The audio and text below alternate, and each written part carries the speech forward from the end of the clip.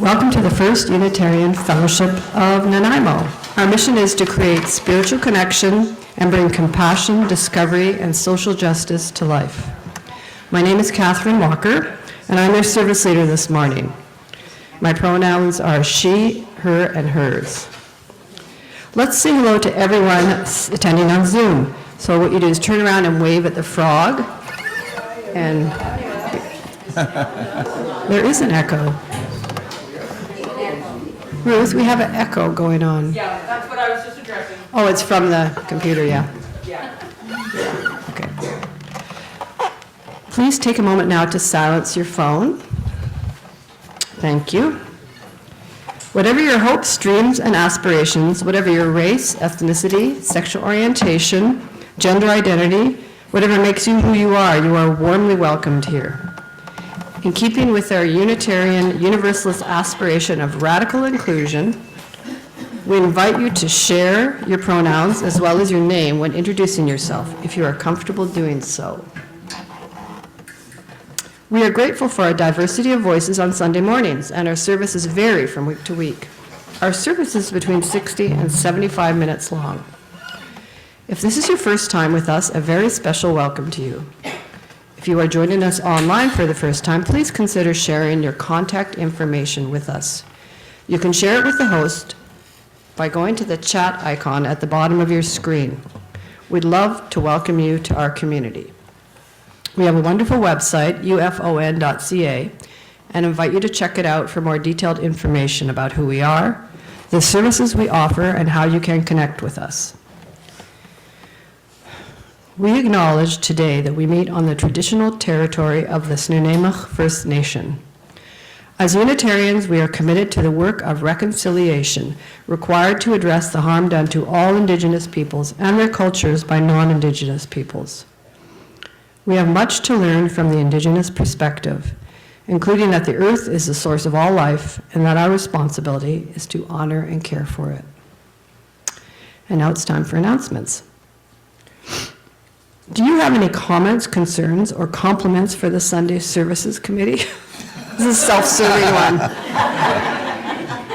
If you do, you can easily reach all the members of the committee, which is KJ Hazel, Catherine Jane Hazel, Rupert, Leah, Reverend Deborah, Riley, and myself by emailing sundayservices@ufon.ca. We'd love to hear from you.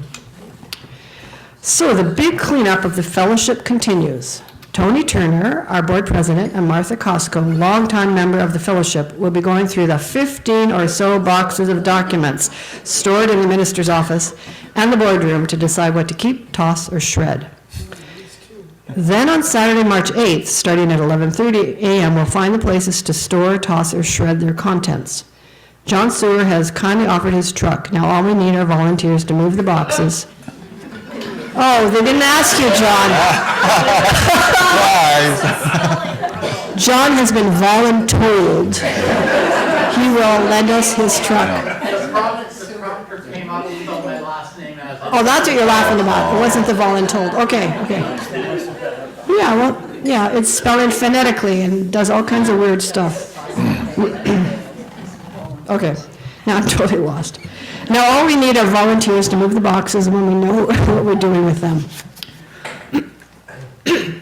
The Rainbow Committee would like you to know that for the month of March, we are putting up our yard sign, Trans Kids Deserve to Grow Old, in front of the building to remind us of all of the vulnerability of transgender and gender non-binary youth in our fellowship and the world.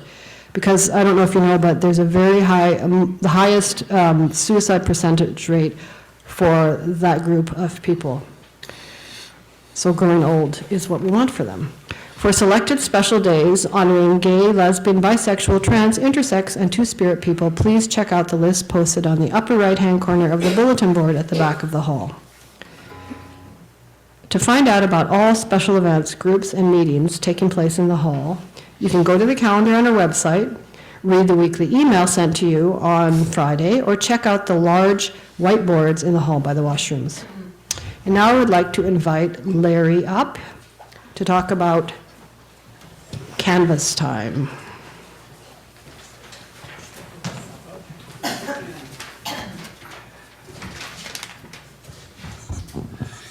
Yeah, it's that time again. And last year, we raised $82,000 in our canvas. And so we've set a prudent goal this year. Last year, we had a goal of 100,000 and came in at 82. This year, we've looked at, and we're going to go for 85. So this year, we're asking you to join the Drive to Thrive. And it's an initiative designed to strengthen our beloved fellowship here. Starting this week, we invite each of you to consider making a pledge towards our annual fund.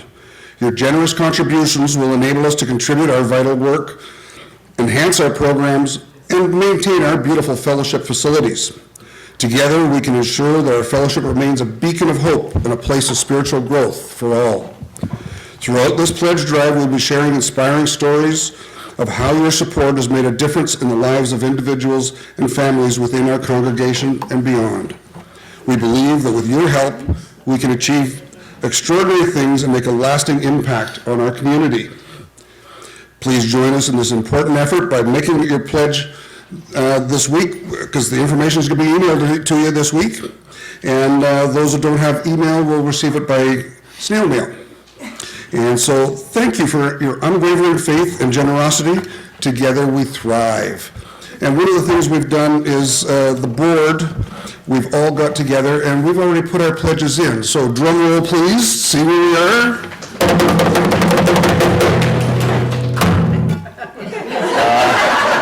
$8,340 to date, 9.8% of our goal, almost 10% right off the bat. Well done, everybody.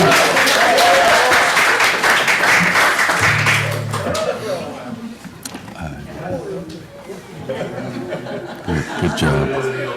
So just go. And a special thank you to Ruth for creating this wonderful animation.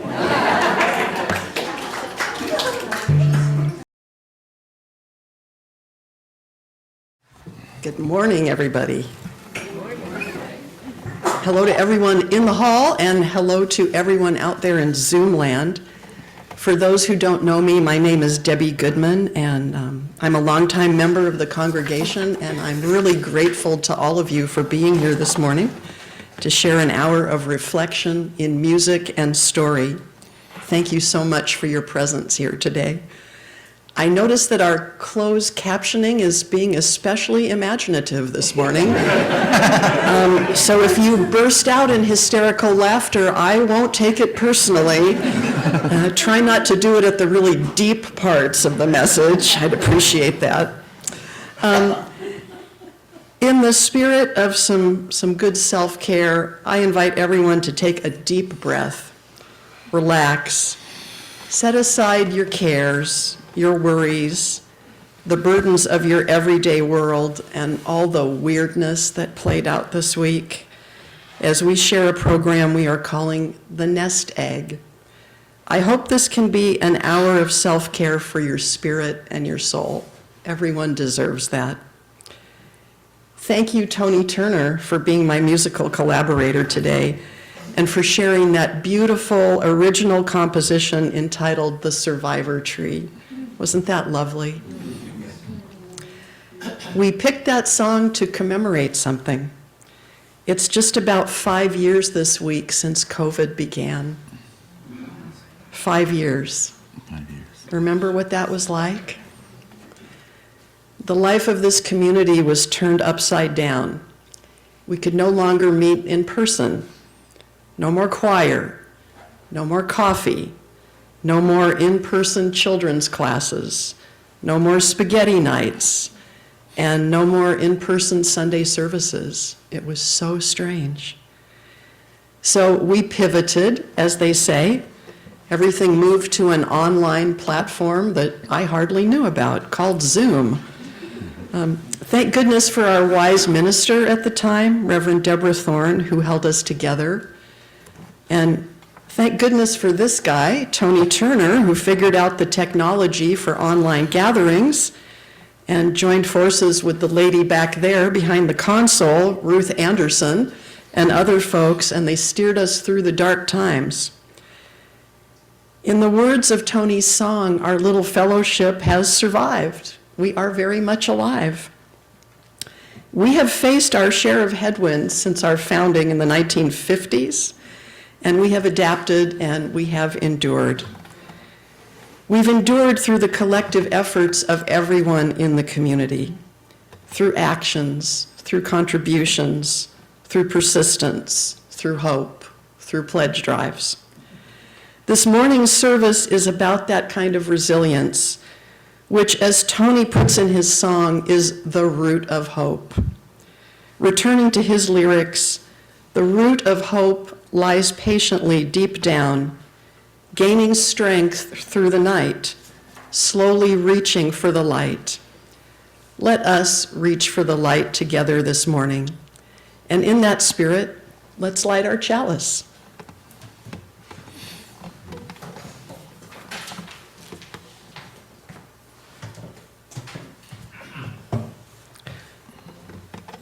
For Each and for All by Eric Walker Wickstrom. We light this chalice for all who are here and all who are not, for all who have ever walked through our doors, for those who may yet find this spiritual home, and for those we can't even yet imagine. For each of us and for us all, may this flame burn warm and bright.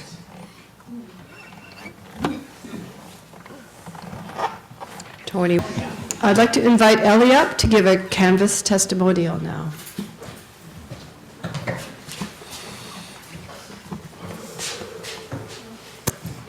Thanks. I'm Ellie von Bedeker, she, her. So Larry asked me if I would give a testimonial for this year's Canvas, and I admit I'm pretty nervous speaking in front of a crowd, but I thought that maybe if I'm brave, I can help. So I give to this fellowship because this community embraced our family. We started attending and became members when our kids were quite young. We felt at that time that our family was missing being part of a community. And my husband and I don't follow the Christian churches, and like many others, we're far away from our extended family. Now, after serving on the board, I see that this institution doesn't operate by magic. It takes money, and it takes the dedication of its members. So I give for myself because my association with this fellowship continues to be an anchor to my spiritual development. And I give for others because there are other young families who may come in on a Sunday who may benefit from what we have and what we can give. Thank you.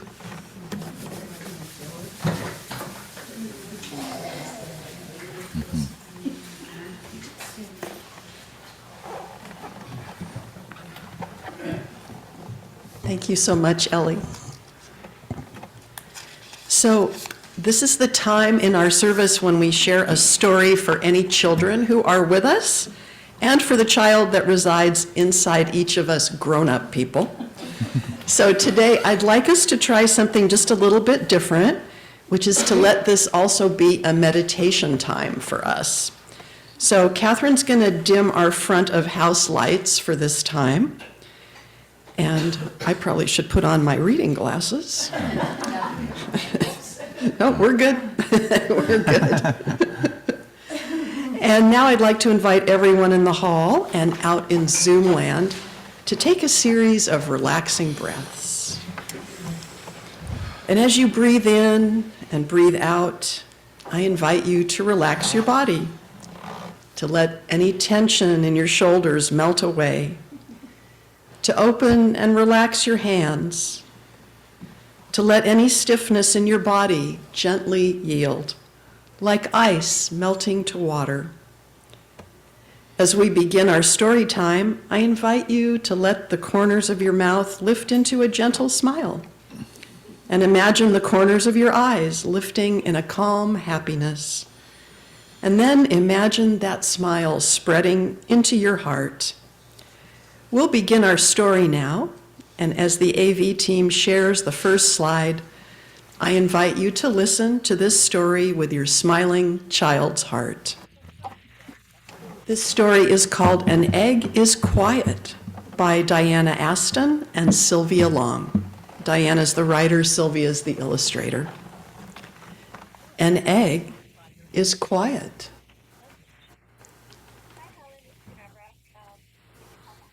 Can we get to the next slide? Thank you. And we can go to the next one.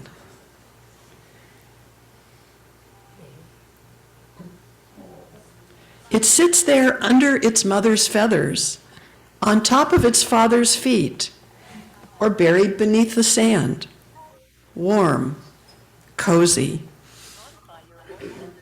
And the next slide. An egg is colorful, and you can see all the different colors and patterns of eggs that we have there. And the next slide. So what am I hearing? Somebody's reading. Can you check if there's anybody unmuted? Yeah, unmuted on Zoom. Oh yeah, maybe somebody in Zoom land is unmuted. I felt like I was getting the boarding message on an airplane. I don't know, I thought I should fasten my seatbelt.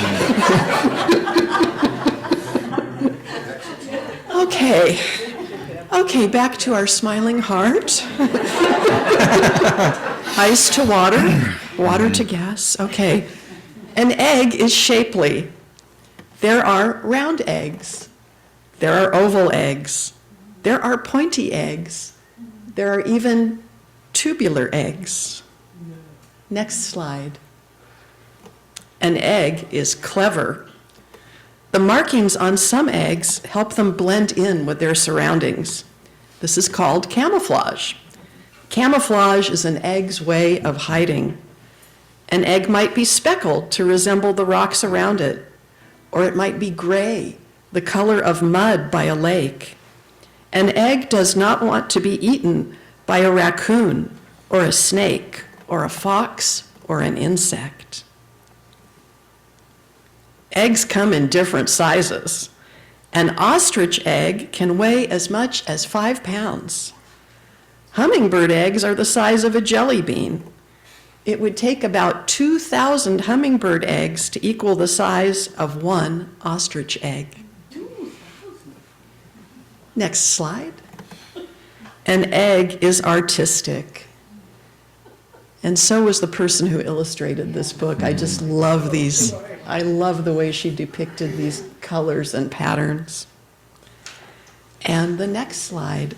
Thank you. An egg is textured. There are hard eggs and soft eggs and gooey eggs. There are smooth eggs and rough eggs. An egg might even be fossilized, like this dinosaur egg. And the next slide. I think, oh yeah, so we've done that one. So let's go back to the dinosaur. There we go, perfect, thank you. An egg is giving. An egg gives the little creature growing inside it everything it needs. The shell is its home. The yolk is its food. The egg white, or albumen, is its pillow. The shell is covered with teeny tiny holes which allow air to enter. And the next slide. An egg is quiet. Then, suddenly, the next slide, an egg is noisy. That's the end of the story, but we have a slide of, the next slide shows some creatures who lay eggs. This is just a fraction of the creatures on our planet who lay eggs.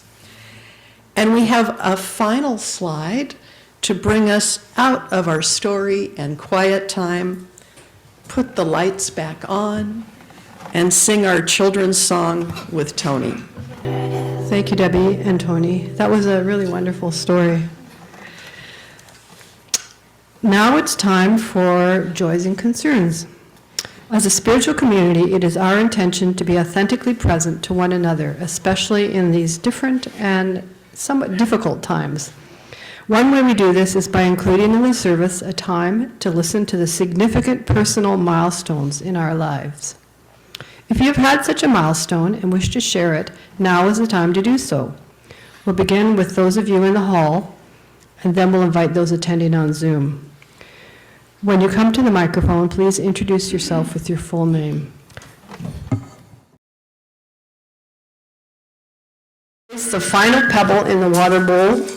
For the joys and concerns that have been left unspoken, I ask that you hold in your heart everything that you have heard and felt.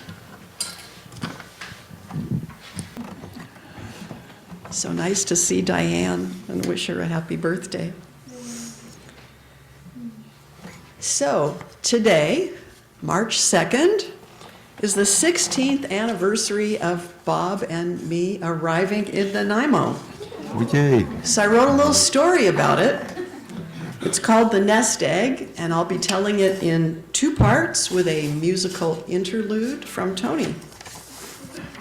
Here we go. The Scottish Travelers are a nomadic people. They identify as a community, but one without a fixed address.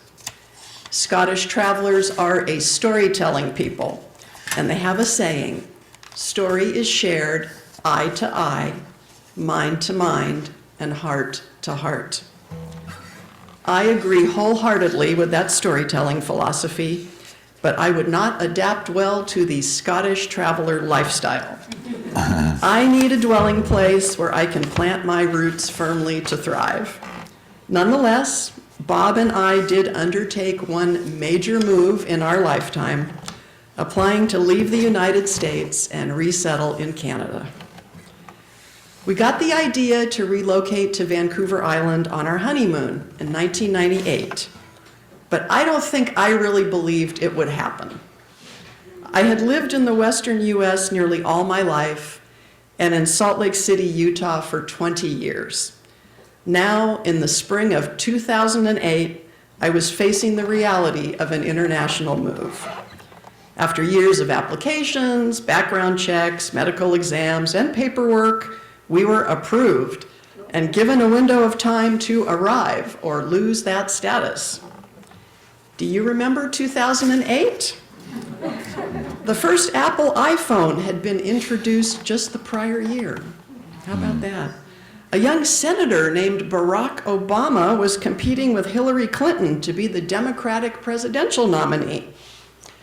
Quebec City celebrated its 400th anniversary. Leslie Feist won 5 Juno Awards for her album, The Reminder. And in not so good news, there was a financial crisis in the United States. A US housing bubble had been bursting since early 2007, when over 25 US subprime mortgage lenders declared bankruptcy. By the spring of 2008, the US investment banking giant Bear Stearns became insolvent and was acquired by J.P. Morgan Chase in an emergency bailout arranged and funded by the federal government. These events marked the beginning of a worldwide financial crisis. So as summer approached, I wasn't sleeping well. The values of our home and our retirement savings were dropping. Could we pull off the move to Canada with half the resources we expected to have? My nights were fitful, and my dreams were anxious. I would wake up with a clenched jaw and walk barefoot into the kitchen for a sip of water. Our border collie would follow me through the empty house, the quiet house, and gaze with me into the night sky. The moon cast a beautiful reflection over the Great Salt Lake, but it didn't offer me any answers. If I was lucky enough to fall back asleep, I would awaken early. We had neighbors who became active at dawn, which breaks around 5:20 a.m. in Salt Lake City in June. We could hear the dry scratching of their clawed feet as they landed on the roof, and the chuck, chuck, chuck calls they made to each other. Our neighbors were dozens of chucker partridges. Chuckers resemble quail, but are a bit larger. They have small round heads and plump bodies, and their overall shades of gray and brown blend in well with the high desert landscape. But they also have beautiful markings. Chukars have a cream-colored throat and black and cream striping on their sides. A black ribbon runs across their foreheads and both eyes like the mask of Zorro, and then it turns downward to face or to frame their throat. In contrast to quail, chukars have a red beak, red legs, and a red circle around the eye. Our resident chukars exhibited typical chukar behavior. They lived mostly on the ground, foraging for insects and seeds in the lawns or on the adjacent rocky hillside, running across the streets and hopping up and down the curbs in coveys of 1 or 2 dozen birds. Much like quail, their formation resembled a miniature marching band swerving this way and that behind its leaders. The chukars only took flight when startled or frightened and rose in a thunderstorm of wing beats as they fled to safety. The bad financial news continued day after day, and I continued to fret under the moon and stars night after night. I had shifted from sipping water to drinking double-strength Bloody Marys. This is true. As I drank, I sought distraction by looking things up on Google, including fun facts about chukar partridges. What are you going to do at 2 in the morning? I learned that chukars are the national bird of both Pakistan and Iraq. That's their native land. And they were brought to North America as game birds, where they have thrived despite the annual hunt. Female chukars make a nest on the ground in a protected area. They typically lay 10 to 15 speckled eggs, and the chicks can leave the nest almost immediately after hatching. And most interestingly, in Hindu legend, the chukar is said to be in love with the moon. She gazes up at the unattainable moon night after night, drinking in the moonbeams, angry with the moon for being so distant, for being unaware of her. She knows it is fruitless, but she cannot stop herself. One beautiful June afternoon, I went out to pick strawberries from the kidney-shaped garden plot in our front yard. This area was an island of small blooming shrubs outlined by concrete curbing in a sea of green grass. Pink spirea blooms and yellow potentilla blossoms drew bees and butterflies, and the fruiting strawberries attracted the local robins. Kneeling in the grass, I worked my way around the perimeter, clipping the berries one by one and placing them in a container. Berries are often hidden by the strawberry plant leaves, so I worked my fingers through the leaves, lifting and separating them, looking for glimpses of red. Eventually, I encountered a glimpse of red that was a beak, not a berry. A shiny black eye rimmed with red looked warily at me, but the nesting chukar hen was completely still.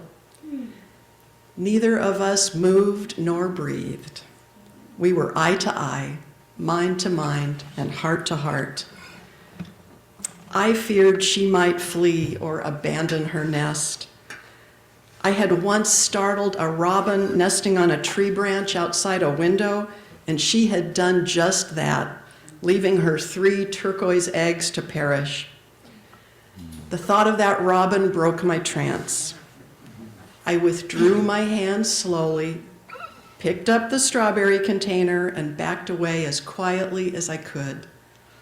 I gestured to the dog who was lying nearby on the lawn and took her inside.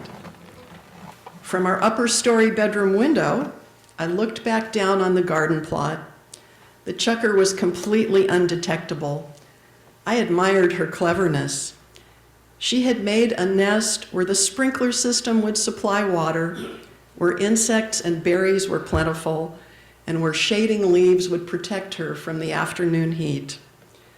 Still, I knew she was vulnerable to hazards, both wild and domestic. Coyotes, rattlesnakes, and hawks roamed the adjacent wild spaces. Domestic cats prowled the gardens. Summer storms could bring powerful hail. A garden crew descended on the strata complex weekly, armed with lawnmowers, weed whackers, and blowers, swift, noisy, and violent. All of this gave me a place to redirect my anxiety. Survival of the chucker and her chicks superseded the subprime mortgage meltdown in my hierarchy of things to worry about. When I took the dog out walking or when I picked up the mail, I scanned the surroundings for predators or unsupervised children. From indoors, I glanced out the windows, checking for any signs of disturbance. I wondered how many more days before the eggs would hatch. Now the July 4th holiday was coming, and Bob and I were headed out for several nights of camping. The chicks were not hatched, and I was worried. I knew there would be fireworks going off all around the neighborhood and on our street for hours.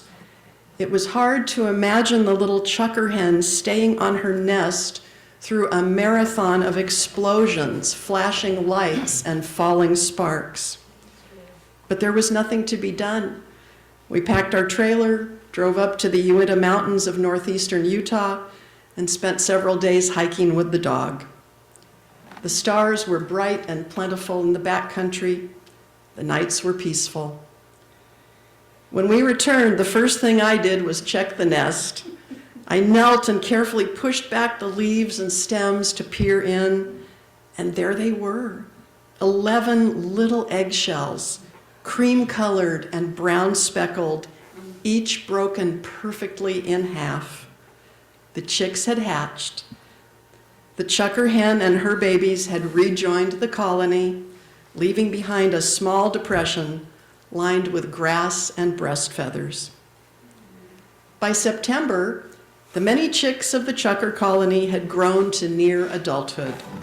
The strawberry crop had come and gone. Mid-month, Wall Street investment firm Lehman Brothers collapsed, filing the largest bankruptcy in U.S. history. One day later, the U.S. Federal Reserve and Treasury Department intervened to bail out the country's largest insurer, AIG, with an $85 billion loan. As the months proceeded and the global financial markets tumbled, we asked ourselves if we should abandon our dream of locating to Vancouver Island. Bob was willing to press on, so the question became, had I lost my nerve? I thought of the chucker nest, both vulnerable and resilient. When nature dictated that it was nesting season, she nested. Through some combination of instinct and reason, she had assessed the threats, limitations, and resources at hand. She couldn't guarantee that her eggs or chicks or herself would not perish, but she did everything within her control to minimize the possibility, and she prevailed. I gave Bob a hug, and we began packing our boxes and arranging for the move to Canada. As we worked, world events played out. In October, the U.S. stock market suffered one of the worst weeks of its history, dropping 20%. In December, the U.S. government announced plans to bail out the big three automakers. February 27, 2009, the day the movers arrived to empty our Utah home, the Dow Jones Industrial Average reached its lowest point since 1997, and our house was worth about 1/2 of what we had purchased it for. Nonetheless, I remember starting our drive to Canada the next morning with happy and hopeful hearts. I said goodbye to the chuckers and emptied a last portion of birdseed for them on the snowy sidewalk. Bob pulled away from the curb in our Isuzu Trooper with a utility trailer attached, and I followed in our Nissan Maxima with the border collie stretched across the back seat. We traveled north like a small caravan of Scottish travelers, driving through Idaho, Oregon, Washington, and finally British Columbia for the next 3 days. We arrived in Nanaimo on March 2nd, 2009, and this has been our dwelling place since then. We have planted our roots. Our nest egg eventually recovered. I still look to nature for wisdom and solace, and sometimes, if I'm lucky, the birds share their stories with me, eye to eye, mind to mind, and heart to heart. That's the end of my story, but we do have a couple of chucker photos to share with you if Cheryl is able to project them. There's one with the markings on the side, and I think we have another one. Yep, there's the beak and the eye. I can't remember, Cheryl, did I give you 3? I forget now. There we go. There's one with her nest and her chicks just hatched out of the eggs. Thank you for listening. And now let's sing together, led by Tony. And thank you, Debbie, for that really amazing story. Now it's time for our offering. This morning, Charla and Debbie will pass the baskets around. For those here with us for the first time, your presence is your contribution. Those online can go to our website and click the big blue donate button on the home page. To help a wider community, half of all cash donations will be given to our charity of the month. This month's charity is Eco-Justice. Eco-Justice's mission is using the law to defend nature, combat the climate crisis, and fight for a healthy environment for all. To achieve this, Eco-Justice does 3 things. They go to court, they push for better laws, and engage the public. From coast to coast to coast, they have a proven history of winning key cases and securing environmental protections, all free of charge. If you want your donation to go to the charity of the month, you will need to make a note of that on your e-transfer or check. Thank you for your support. Thank you, everyone, for being here this morning. Thank you to our greeters, our basket passers, our kitchen crew, the audiovisual team. Many thanks to Ellie for her sharing from the heart. Thank you to Tony Turner and Catherine Walker for working with me. And thank you to our Canvas team for coordinating this pledge month and building our nest egg. I'd like to share these closing words with you from writer Wendell Berry. When despair for the world grows in me, and I wake in the night at the least sound, in fear of what my life and my children's lives may be, I go and lie down where the wood drake rests in his beauty on the water and the great heron feeds. I come into the peace of wild things who do not tax their lives with forethought of grief. I come into the presence of still water, and I feel above me the day-blind stars waiting for their light. For a time, I rest in the grace of the world and am free.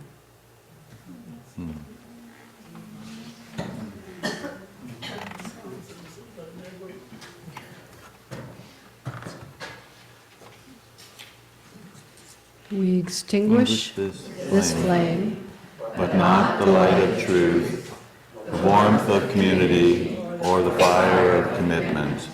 These we carry in our hearts until we are together again.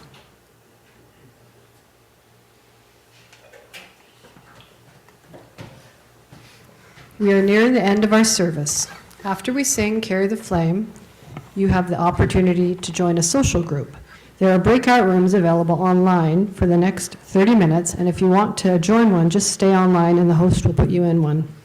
In the hall, we will have refreshments and social time. Thank you for your participation today, and a special thanks to everyone who's made that possible.